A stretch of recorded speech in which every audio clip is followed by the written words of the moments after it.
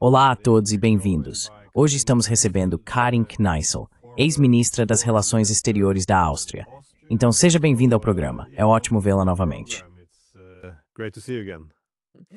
Bom dia, professor Dizem. Muito obrigado pelo convite. Então você deixou a Áustria e se mudou para a Rússia, onde agora trabalha como professor na Universidade de São Petersburgo, na verdade, onde eu mesmo estudei em 2006. E você é o chefe do Centro Gorky lá, que é um observatório geopolítico para as principais questões da Rússia. Lá você está abordando os desafios geopolíticos e socioeconômicos da Rússia, que é um tema muito interessante porque, como sabemos, a Rússia tem feito essa grande guinada geoeconômica do tradicional Ocidente para o Oriente. Acho que isso realmente se intensificou em 2014, quando o sonho de uma grande Europa morreu e o país começou a olhar para o Oriente.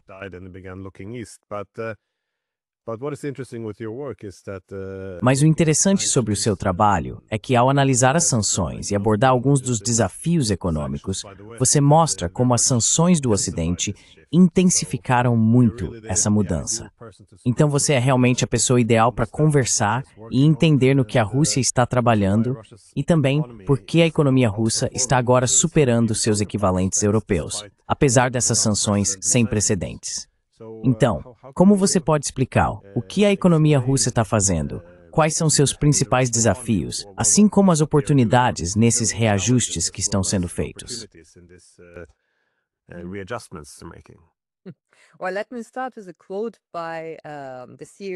Bem, deixe-me começar com uma citação do CEO de uma grande empresa do setor de minerais. Tivemos uma mesa redonda sobre recursos e esses chamados acordos de recursos que os Estados Unidos estão planejando com alguns países como a Ucrânia. E esse senhor disse, no final de abril, fizemos essa mesa redonda no Centro Gorky. Por favor, não retirem todas as sanções, porque as sanções nos ajudaram a diversificar, a crescer, a realmente encontrar novos caminhos e recrutar outras pessoas. E a palavra-chave na Rússia, que você ouve repetidamente, é soberania tecnológica. Então, o que as empresas e o governo costumavam comprar por décadas, agora estão tentando, embora nem em todas as áreas funcione como eles gostariam, mas está melhorando cada vez mais, fazer por conta própria.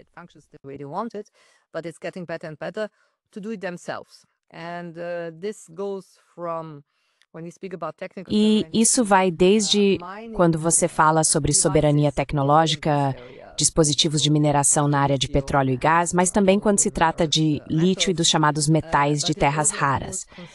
Mas também, é claro, envolve software. Software para computadores, para todos os tipos de produção. Eu visitei empresas, por exemplo, no Altai no ano passado, onde eu estava ensinando, um instituto pequeno, mas muito interessante, um ambiente realmente fascinante, como as pessoas lá se dedicam à educação. E durante essa visita, eles também me levaram a conhecer uma empresa farmacêutica pequena, mas muito eficiente, que trabalha com medicina alternativa, mas também com medicamentos químicos convencionais. Alternative medicine, but also regular chemical medicine. And they said that in 2022. E eles disseram que em 2022 o software deles era fornecido por empresas farmacêuticas alemãs. Eles pararam tudo. Então, de um dia para o outro, simplesmente não puderam continuar com a produção de seus produtos. Felizmente, nesse caso, outro país da UERA, curiosamente, interveio e forneceu o software para eles. Mas eles estavam trabalhando para obter seu próprio software. Era tudo uma questão de software. E assim, a soberania tecnológica é algo que impulsionou muita inovação. E, novamente, isso não funciona em todos os níveis, na mesma medida em que existem as ambições. Mas mudou, acima de tudo, o eixo em relação a quem são seus parceiros e seus clientes.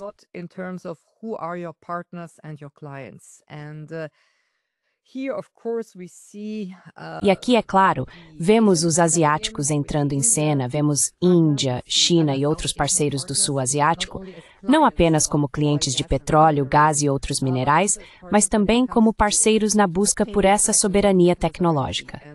Então, essa frase, por favor, não retirem todas as sanções, é muito reveladora, porque vou te dar outro exemplo muito sólido que talvez seja ainda mais convincente. A Rússia se tornou o maior exportador de alimentos quando se trata de trigo, grãos e óleo de girassol.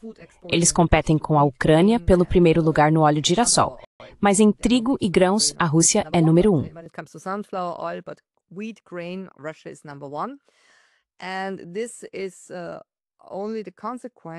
E isso é apenas consequência das sanções agrícolas de 2014 e das contrasanções dos russos, porque a Rússia também era importadora de alimentos, em laticínios, em queijo, por exemplo. Isso mudou. Então aqui a Rússia não só substituiu as importações pela produção doméstica, mas realmente se tornou uma exportadora. E, portanto, as sanções definitivamente ajudaram. É como, eu sei disso pela minha própria vida de freelancer, por 23 anos, sempre que você perde um contrato, precisa procurar outra coisa, entende? Você é forçado a sobreviver. Você é forçado a se tornar mais inovador. Eu nunca teria desenvolvido todo o meu tema de energia se pudesse simplesmente viver dando aulas de direito internacional. Então, em vez de apenas ensinar direito internacional, passei a atuar nas áreas de petróleo e gás, o que me ensinou muito e me moldou bastante. Então, é mesmo.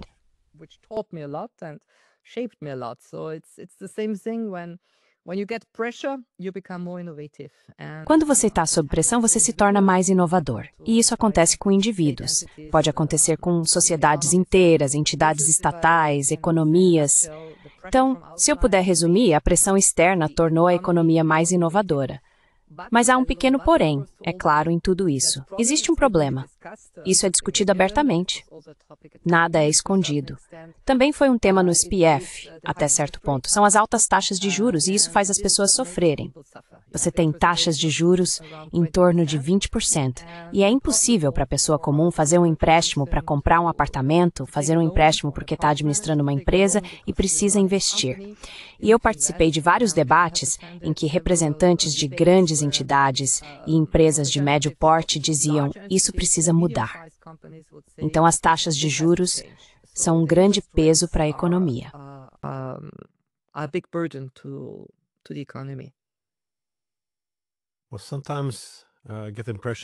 Bem, às vezes tenho a impressão de que a Rússia precisa reaprender.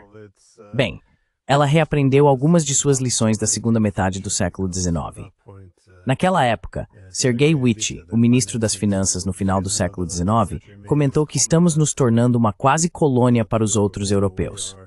Ou seja, exportamos matérias-primas e importamos os produtos manufaturados deles. Todas as nossas economias são estruturadas para alimentar as economias deles. Nos anos 1990, dava a impressão de que eles estavam voltando a isso. Ou seja, a Rússia estava apenas exportando energia e não usava a receita da energia para comprar produtos manufaturados do Ocidente.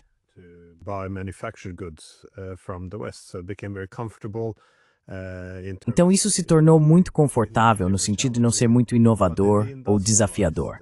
Mas eles se desindustrializaram e ficaram cada vez mais dependentes. Por isso, acredito que essa substituição de importações é algo que todos os países fizeram para estabelecer soberania tecnológica. Tem sido uma tendência comum há 200 anos, mas geralmente ocorre em áreas onde há uma suposição de competitividade internacional.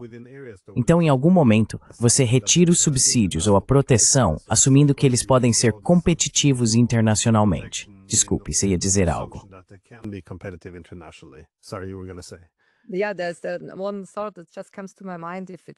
Sim, há um pensamento que me vem à mente, se for interessante para você e para o nosso público. Vamos relembrar como a UE agiu com cautela quando quis iniciar sanções contra os Estados Unidos. Não eram sanções, desculpe, eram tarifas de retaliação. É um tema diferente, mas de certa forma semelhante. E a UE não sabia onde aplicar as tarifas, porque se tarifassem o whisky bourbon, os Estados Unidos responderiam tarifando o champanhe francês ou os vinhos italianos. Eles queriam evitar isso.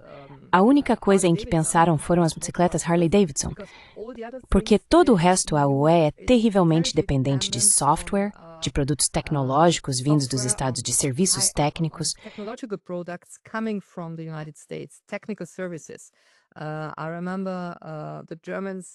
Eu me lembro dos alemães discutindo no Bundestag a ideia de colocar uma tarifa sobre dispositivos da Apple.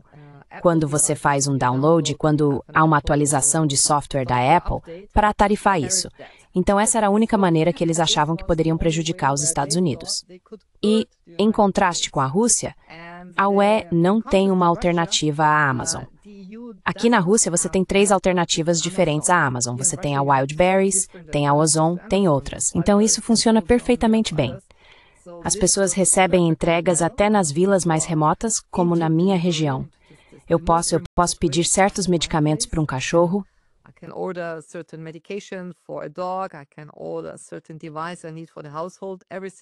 Posso encomendar um determinado dispositivo que preciso para casa. Tudo chega em um prazo muito curto. E tudo isso não existe na UE. Além disso, aqui na Rússia, eles desenvolveram o próprio, na verdade já existia antes, Pavel Durov, e sua resposta ao Facebook foi o VK, e as pessoas usam. Então, todo esse mundo tecnológico que está cada vez mais dominante, não se trata apenas de petróleo e gás, não se trata apenas de carros. Carros são relativamente fáceis de produzir. Mas, claro, o domínio tecnológico das Big Techs, há respostas dos chineses, dos indianos, dos russos, mas não dos europeus.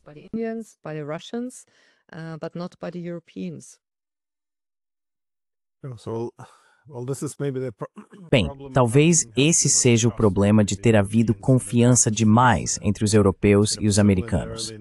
Por exemplo, no início do século XIX, quando os americanos quiseram se desvincular da Grã-Bretanha e da dependência de suas tecnologias, foi porque temiam que os britânicos ameaçassem sua soberania. O problema que tivemos na Europa, ao meu ver, foi essa suposição de que estamos todos no mesmo clube, todos amigos e aliados. Mas se você confia demais, acaba se tornando mais dependente dessa tecnologia. Então acho que o benefício para a China, Rússia e outros que têm uma relação mais difícil com os americanos é que eles têm a necessidade de criar alternativas.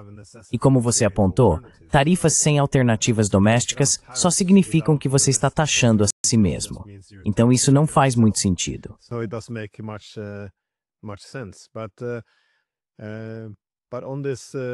Mas nessa busca pela soberania tecnológica, você mencionou produtos agrícolas, mas também a capacidade de criar um ecossistema digital na Rússia. As sanções, no entanto, que deveriam quebrar a economia russa, agora vemos que a Rússia, como você disse, também parece não ter pressa em restabelecer os antigos laços econômicos com os europeus. Porque algumas das sanções parecem estar enfraquecendo agora. Os americanos querem restabelecer relações normais com a Rússia.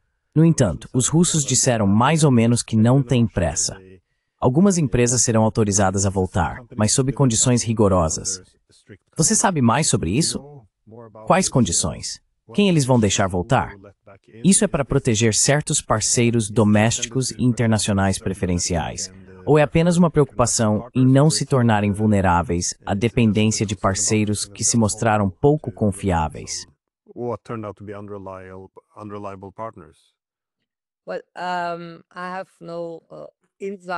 Bem, não tenho nenhuma informação que possa ser de algum valor explosivo para as notícias, e não a compartilharia se tivesse, mas o que tenho é o conhecimento de um leitor interessado. E também, meu conselho, que geralmente dou em mesas redondas e palestras, sempre digo que não é hora de ser muito gentil, sabe? Porque você ouviria as autoridades austríacas dizendo, bem, estamos prontos para retomar o fornecimento de gás para a União Europeia. Podemos fazer isso. Mas depois de tudo o que aconteceu, meu conselho é, antes de tudo, que deve haver compensação legal, porque especialmente no setor de commodities, houve tanta violação de leis corporativas, de leis internacionais, confisco de propriedades.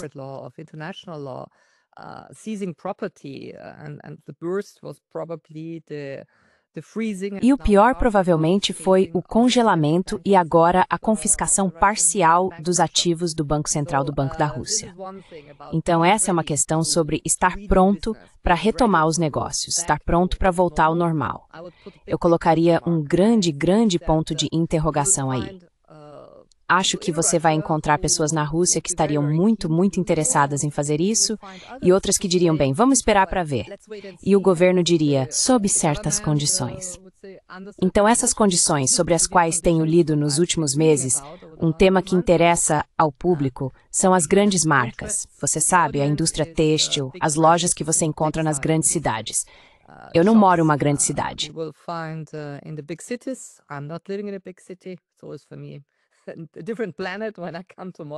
Para mim, sempre parece outro planeta quando venho de minha província para Moscou. Mas, nas grandes cidades, você percebe que certas marcas nunca saíram porque queriam continuar fazendo negócios na Rússia, e outras foram compradas por entidades russas. Mas aqui, deixe-me ficar no segmento têxtil, talvez seja o mais visível.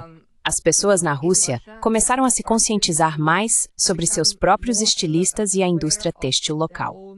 Eu mesmo conheci uma jovem estilista em Khabarovsk, bem no outro extremo da Rússia, ao norte de Vladivostok, e fiquei muito impressionado com a energia, as ideias, a criatividade dessas pessoas, porque elas dizem por que devemos continuar imitando aquilo que por décadas foi uma espécie de status.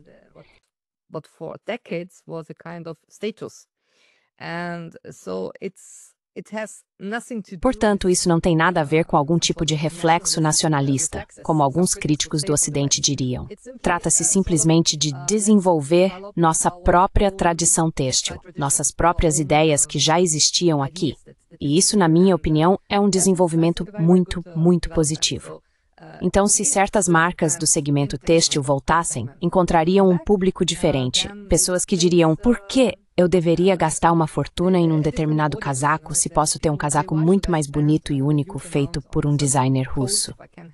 Então essas coisas mudaram, eu diria também no nível cultural e mental, no que diz respeito à preferência do consumidor.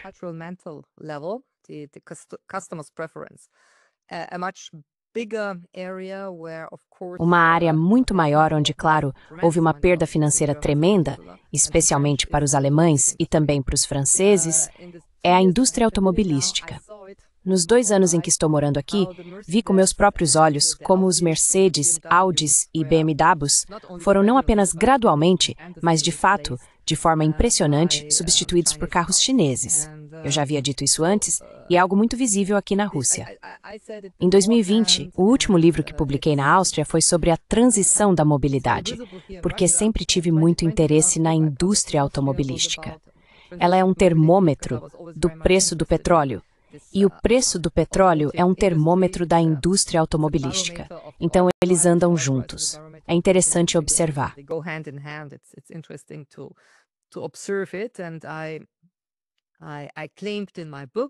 E eu afirmei no meu livro há 5 anos que a indústria automobilística alemã enfrentaria enormes problemas por vários motivos. Ainda não estávamos na crise com as sanções, mas por muitos outros motivos. Motivos demográficos, pessoas que já não podiam mais comprar um carro ou não desejavam tirar carteira de motorista. E o crescimento da indústria automobilística asiática já era visível. Mas, com a perda do mercado russo, os alemães destruíram sua indústria automobilística. Isso é um fato. Então, quando converso com motoristas, taxistas, existe essa possibilidade com o aplicativo Yandex, serviços de táxi muito, muito bons, em toda a Rússia, onde quer que você esteja. E se você quiser um carro mais bonito, maior, antes você poderia pedir um Mercedes. Mas hoje não é um Mercedes que viria. É algo que parece uma mistura de BMW, Audi e Volvo.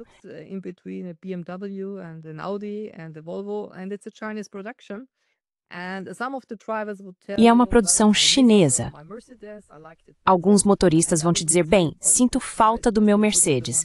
Eu gostava mais dele. E outros vão dizer, mas este carro é tão bom quanto o que eu tinha e é muito mais acessível. Essas coisas estão mudando. Então eu diria que a indústria automobilística é o melhor exemplo e termômetro para medir o grau de mudanças dentro da Rússia e em relação à União Europeia. Se a indústria automobilística alemã planeja voltar, pode ser que haja alguns aficionados, motoristas apaixonados por Mercedes, que diriam, estou tão feliz que agora posso comprar o próximo modelo do meu amado Mercedes.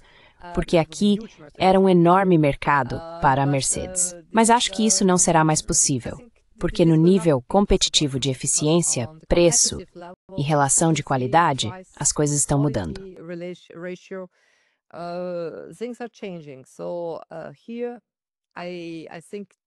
Então, aqui eu acho que a perda está presente. E os alemães estão perdendo seu posto de campeões de exportação, porque esse posto era garantido pela indústria automobilística, e isso acabou. Quando pegamos outro tema, como o retorno de empresas europeias ou ocidentais, acredito que poderemos ver, de modo geral, se tudo correr de acordo com certas ambições de Washington e de Moscou, já que ambos têm agendas muito ambiciosas.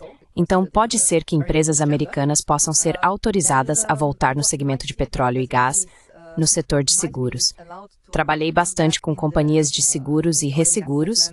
Infelizmente, temos um monopólio do mundo anglo-saxão quando se trata de seguradoras, e ainda não foi desenvolvido um verdadeiro substituto. É uma questão de investimento enorme.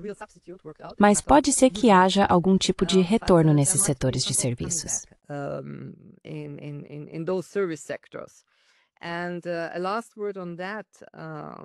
E uma última palavra sobre isso.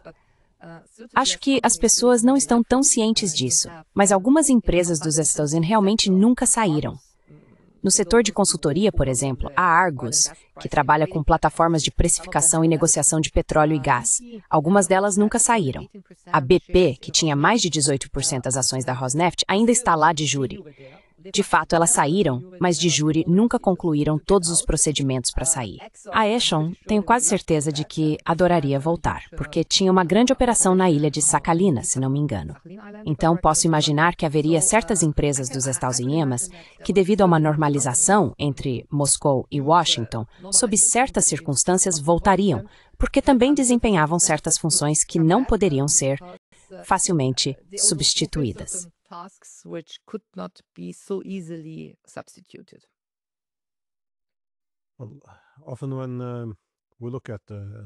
Frequentemente, quando analisamos a principal conectividade econômica no mundo, ela pode ser dividida em três categorias.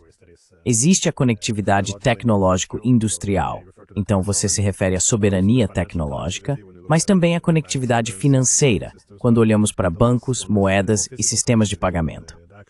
A última é a conectividade mais física, os corredores reais de transporte por terra e mar que conectam os estados. Como você vê o progresso da Rússia nesse aspecto?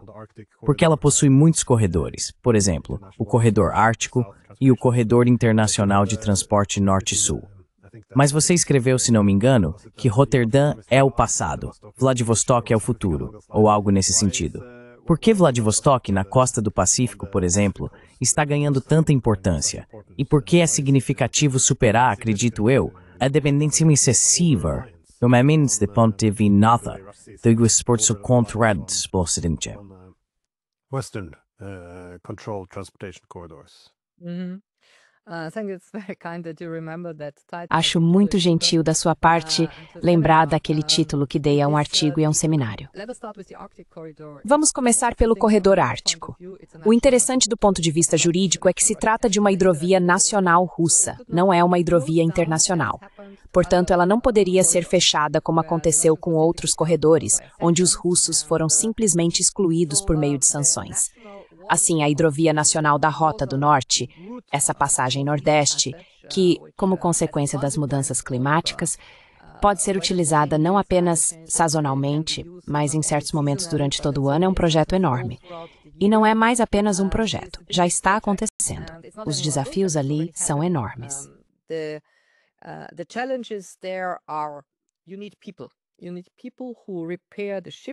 Você precisa de pessoas. Você precisa de pessoas que consertem os navios nos estaleiros. Você precisa de pessoas que trabalhem nesses quebra-gelos. Elas estão lá. Muito foi alcançado por técnicos e empresas russas, mas tudo se resume à falta de mão de obra qualificada. Esse é um grande desafio. E sobre isso discutimos, trabalhamos, escrevemos conclusões sobre como você pode atrair pessoas para aquela região da Rússia para trabalhar com bons salários e perspectivas que são necessárias. Também se trata de toda a infraestrutura dessas cidades. Então, há grandes ambições, muito já foi conquistado. E por que eu acho que Vladivostok é o futuro e Roterdã é o passado? Também por causa das mudanças demográficas, Vladivostok está conectada a Chennai, no sul da Índia. Because Vladivostok is connected to Chennai in southern India. There's already a lot happening. There's a lot of Já está acontecendo muita coisa. há muito transporte marítimo. E a China também enfrenta um certo desafio demográfico, porque a população chinesa está envelhecendo antes de se tornar rica. Esse é um enorme desafio para o sistema de seguridade social chinês, enquanto a Índia e outros estados asiáticos, como Indonésia e Vietnã, parceiros em crescimento da Rússia, o presidente indonésio também foi o principal convidado no SPF na semana passada. Então, esses países e regiões, do ponto de vista demográfico, são simplesmente muito, muito mais o futuro. E aqui voltamos a temas como mobilidade e aumento do padrão de vida. As pessoas precisam comprar certas coisas para isso. Elas vão precisar de energia fóssil. Não se pode construir uma sociedade industrial baseada principalmente em fontes renováveis.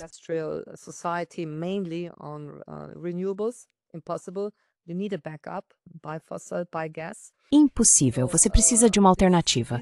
Comprar combustível fóssil, comprar gás. Então esses são os parceiros do presente e estão crescendo e também cada vez mais serão parceiros no futuro. Quanto ao SPF e outras conferências, não tenho tantas para comparar. A primeira vez que participei foi em 2021, 2022, mas as coisas já tinham mudado naquela época. Onde antes se via um certo número de alemães dominando, eles definitivamente foram substituídos por indianos e estados do Golfo Árabe. Agora eles são os grandes parceiros. Então, toda essa virada para o Oriente, que no papel aconteceu há muito tempo, acho que me lembro também nos anos 1980, quando estudei em Washington, por apenas 6 meses, mas a maioria dos seminários na Universidade de Georgetown era toda sobre a região do Pacífico Asiático.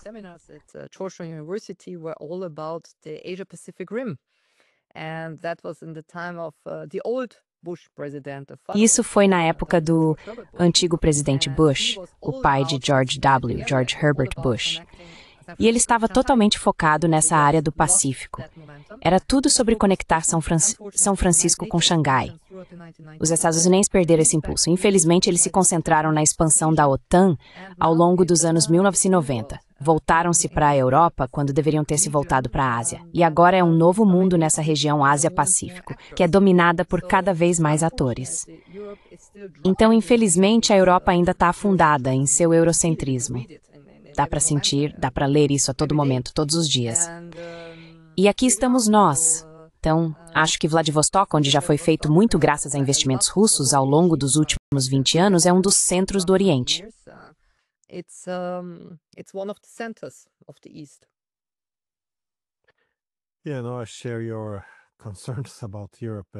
Compartilho suas preocupações em relação à Europa, porque os estados realmente precisam se ajustar à distribuição real de poder se quiserem adotar políticas racionais para maximizar sua prosperidade e segurança. A maior parte do mundo está se adaptando a essas novas realidades. Até mesmo os Estados Unidos, é claro, estão tentando aproximar sua economia do Oriente, tecnologicamente, financeiramente, também com esses corredores. Mas não vejo isso na Europa. Acho que eles estão esperando por um mundo que não existe mais. Esse pensamento ilusório que nos leva de volta aos anos 1990. E ao fazer isso, deixam de se ajustar a essas realidades.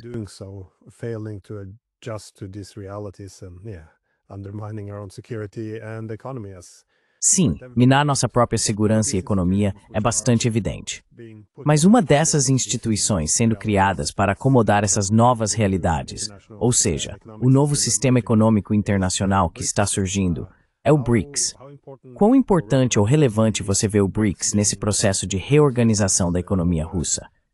Porque, bem, algumas pessoas argumentam que ele não tem muita relevância. Outros o veem, eu diria, como a instituição mais crucial. Eu gostaria de saber onde e por que você se posiciona nessa questão.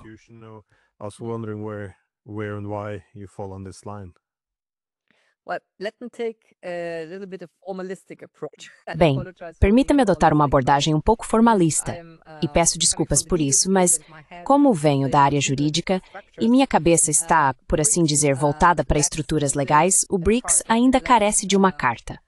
Falta-lhe o nível institucional para ser algo como uma organização.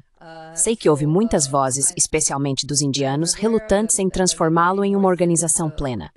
Acho que outros membros do BRICS provavelmente também a Rússia, teriam preferido transformá-lo em algo que realmente atendesse aos requisitos para ser chamado de instituição de verdade, uma organização de fato. Para isso, é necessário uma carta, um documento fundador, como a Carta das Nações Unidas ou, por exemplo, a Carta da Organização de Cooperação de Xangai.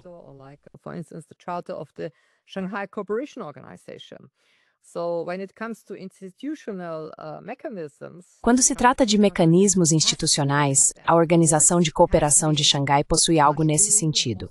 O BRICS tem se expandido em várias direções no que diz respeito ao contato entre pessoas. Você tem de tudo, desde o lado esportivo até reuniões políticas e todos os tipos de áreas da vida. Agora existe um guarda-chuva do BRICS que abrange tudo isso. Mas ainda falta uma estrutura institucional. E sim, existe um banco do BRICS, há trabalho sendo feito, temos uma diretora, Dilma Rousseff, a ex-presidente do Brasil, ela está trabalhando nisso com sua equipe.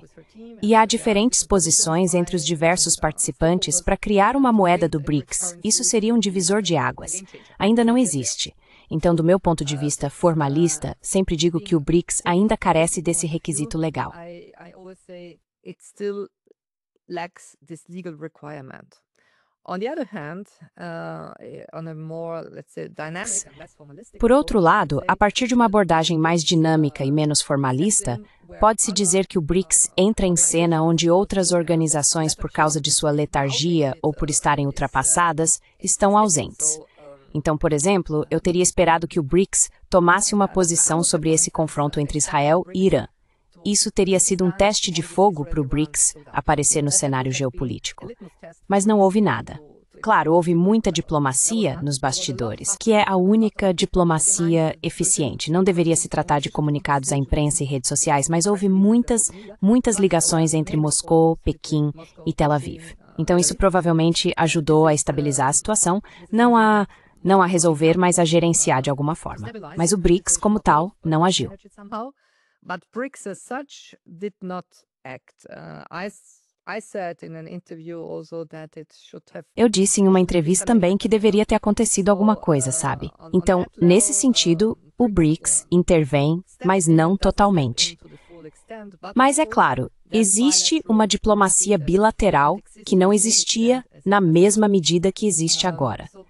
Então, o BRICS, que começou no início dos anos 2000, e eu me lembro muito bem das conferências de commodities que participei naquela época como analista júnior, o BRICS era totalmente sobre bases de recursos. Você ouvia investidores de Londres, Frankfurt, dizendo, vá para os BRICS, eles são os fornecedores de commodities, esses são os grandes investimentos a serem feitos. Jim Rogers, grandes casas de investimento na Alemanha, eu acompanhava tudo isso. E de objeto de investimento, eles se transformaram em sujeito de ação política, ação econômica.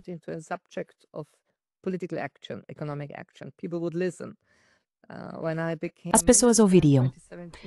Quando me tornei ministro em 2017, pedi aos meus colegas que me informassem sobre nossa posição em relação à Organização de Cooperação de Xangai e aos BRICS. E eles olharam para mim e disseram que não tínhamos nenhuma. Nunca havíamos discutido isso nos conselhos da União Europeia. Então eu disse, vocês nunca discutiram os BRICS?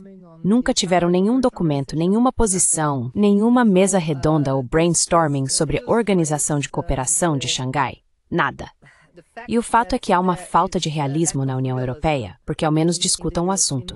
Os Estados Unidos odeiam os BRICS. E quando Donald Trump foi informado sobre algo como os BRICS querendo sair do dólar e dar adeus ao dólar americano, sua primeira reação foi não.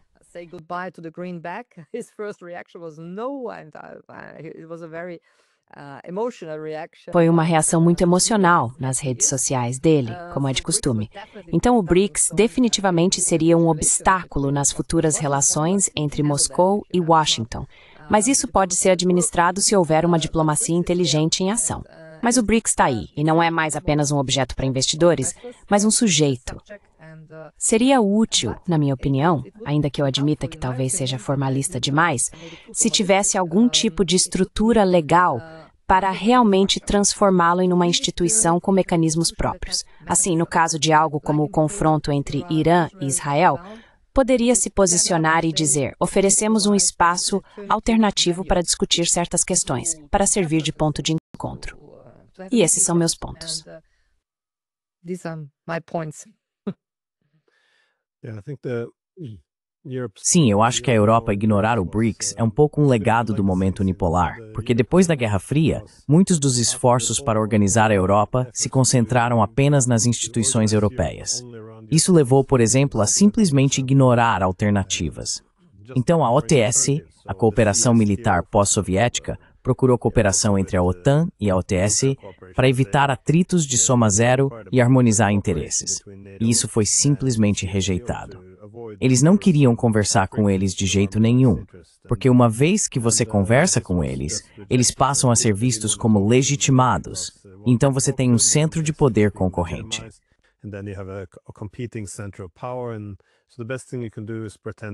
Então a melhor coisa que você pode fazer é fingir que isso não existe. Parece que é isso que está sendo feito com a Organização de Cooperação de Xangai ou os BRICS. Sim, feche os olhos, finja que eles não estão lá. Mas então é claro, um mundo totalmente novo está surgindo. E como você disse, nem sequer discutimos isso. Portanto, é um campo muito perigoso. Mas isso me leva à minha última pergunta. Você acha que, agora que parte dessa guerra parece estar chegando pelo menos aos estágios finais, ou as coisas não estão indo bem, os Estados Unidos, como eu disse, estão buscando normalizar as relações novamente com a Rússia e a Europa também.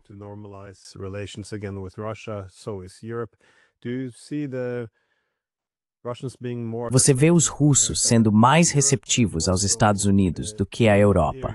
E também em quais áreas? Porque você já comentou antes, muito corretamente, aliás, que no Oriente há mais da economia real, ou seja, energia e ciências têm, enquanto a economia americana se tornou muito financeirizada.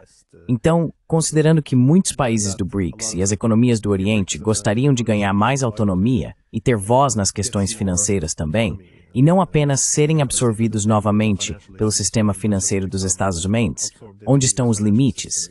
Onde você acha que a Rússia vai aos Estados Unidos e os europeus em sua economia?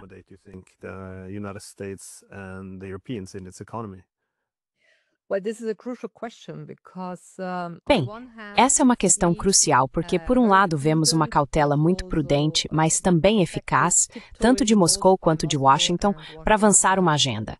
Eles começaram em fevereiro com a primeira reunião em Riad entre os ministros das Relações Exteriores.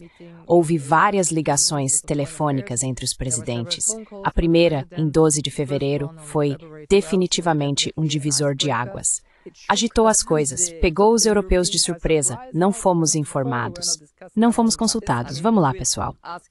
Quero dizer, quem vai perguntar a vocês quando os presidentes de duas grandes potências fazem uma ligação? Mas foi muito revelador como eles reagiram, eles ficaram chocados. E contra todas as probabilidades, essa reaproximação bilateral está avançando. E minha opinião sobre isso é a seguinte.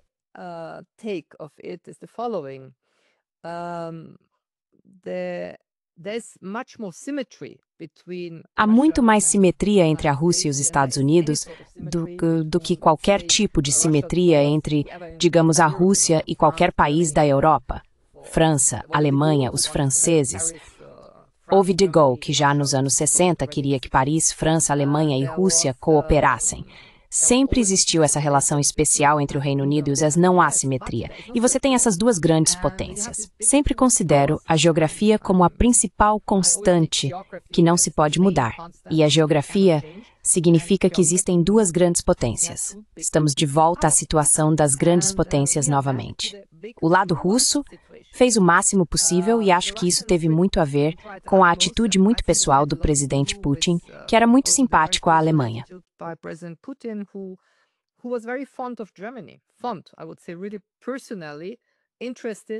Acho que ele tinha um interesse pessoal genuíno em manter um bom relacionamento com a Alemanha, por vários motivos. Talvez isso também tenha a ver com a forma como ele foi socializado na juventude. Mas essa abordagem funcionou apenas por um certo tempo, enquanto havia determinadas personalidades em atuação. Ele mesmo disse em entrevistas que, desde que Jacques Chirac deixou o poder na França, ele não tinha mais um interlocutor lá com quem pudesse conversar. Gerhard Schröder e Angela Merkel também foram interlocutores muito especiais para ele. Mas, como vimos, as coisas tomaram outro rumo a partir de 2007. Por isso, acho que é preciso deixar de lado esses fatores pessoais e realmente focar no que a geografia e a história nos mostram.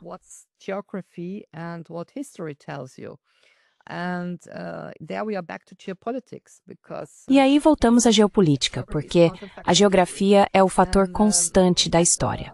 E nesse nível, existem muito mais oportunidades para uma cooperação normal, técnica e cotidiana entre os Estados Unidos e a Rússia. Antes de chegar à Rússia, eu era realmente muito ignorante sobre o país. Eu conheço o mundo árabe e o Irã, mas não a Rússia. Vivi nos Estados Unidos por um período muito curto da minha vida, mas trabalhei com uma universidade americana por muitos anos. Então, posso dizer que tive alguma experiência com os EREs. E sempre que falamos agora sobre essa relação entre Estados Unidos e Rússia, digo que há muito mais semelhanças, também em nível social.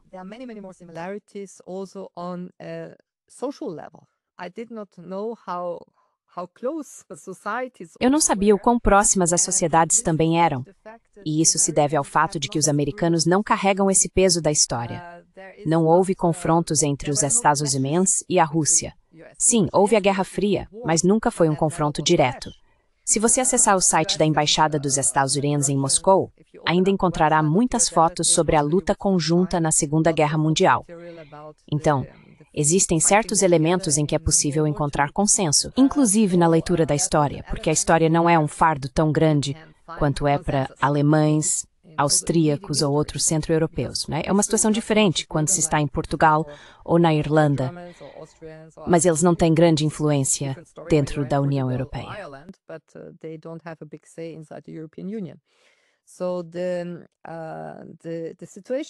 Então, a situação agora é a seguinte.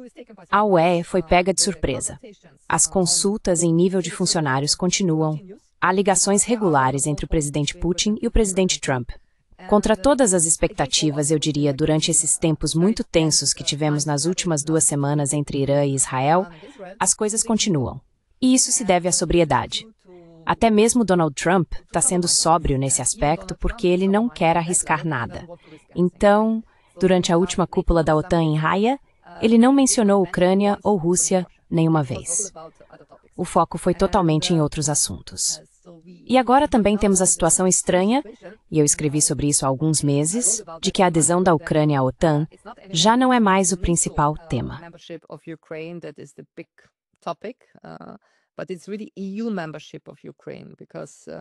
Mas, na verdade, trata-se da adesão da Ucrânia ao OER, porque a União Europeia está se transformando em uma entidade militarizada.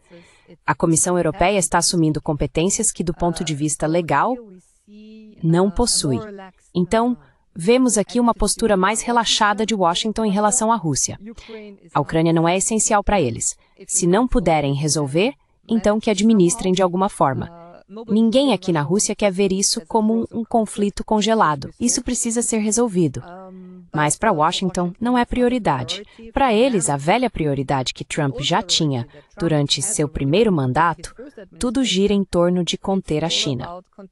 E assim você ouviria em Washington, bem, perdemos a Rússia para a China e para o Irã e assim por diante.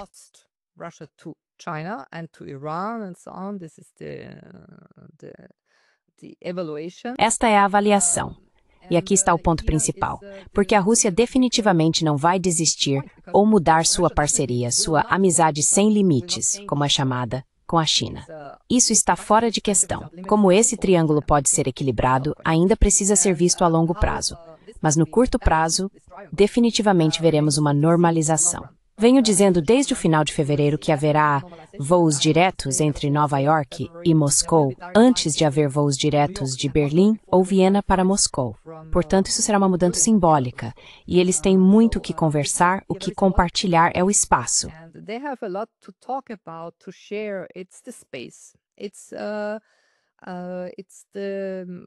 São os temas da Ásia Ocidental, do Oriente Médio, eles têm interesses em comum ali, nem sempre os mesmos, mas ambos querem algum tipo de estabilização.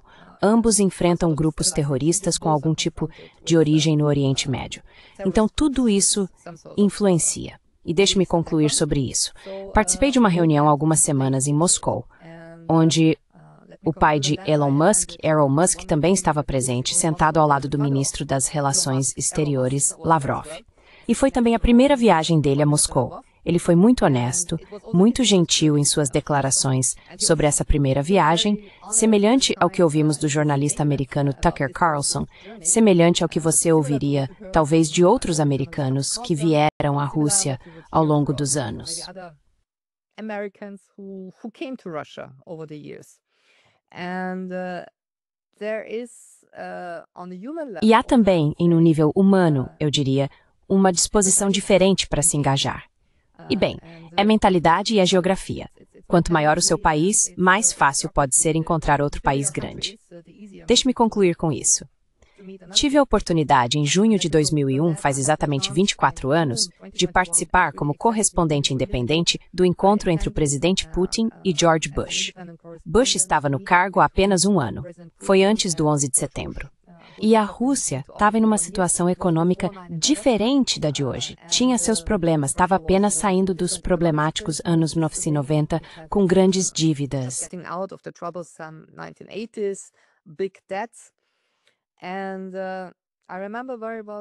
E eu me lembro muito bem do que o Bush disse naquela coletiva de imprensa na época. Ele tinha viajado por toda a Europa, tinha se encontrado com primeiros ministros, presidentes de vários tipos de estados. Finalmente, ele chega à pequena Eslovênia e se encontra com o presidente Putin. Ele começou a coletiva de imprensa com as seguintes palavras: o presidente Putin e eu, nós temos muito em comum. Ambos governamos um grande país. Isso para mim foi muito, muito revelador. Nós dois temos 2 filhas, que era esse tipo de abordagem pessoal.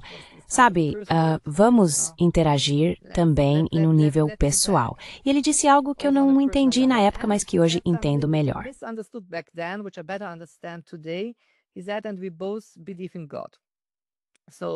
Ele disse, nós dois acreditamos em Deus. Então, você tem 2 países onde a religião no espaço público desempenha um papel, o que é diferente da União Europeia. E você também tem, neste momento, em nível social, uma nova onda de conservadorismo nos Estados Unidos que não vai acabar com o governo Trump, acho que vai continuar. E há todo o debate de valores na Rússia, que também está acontecendo de forma muito mais conservadora. Então, tudo isso, na minha opinião, quando você olha para o quadro geral, mostra que há mais convergência entre Moscou e Washington do que entre Washington e os europeus, ou entre os europeus e a Rússia.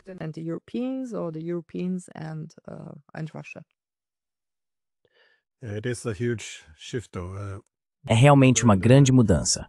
Lembro que nos anos 90, os russos se referiam à OTAN mais ou menos como o Oeste ruim e à União Europeia como o Oeste bom. Mas parece que a ideia dos bons europeus versus os maus americanos definitivamente se inverteu agora. Karen, muito obrigado pelo seu tempo e por seus insights sobre esses temas, que não são apenas relevantes para a Rússia, mas que acredito se tornarão cada vez mais relevantes para o mundo todo. Então, mais uma vez. De nada, professor Dizem, e desejo ao senhor um bom verão, com tempo para livros interessantes.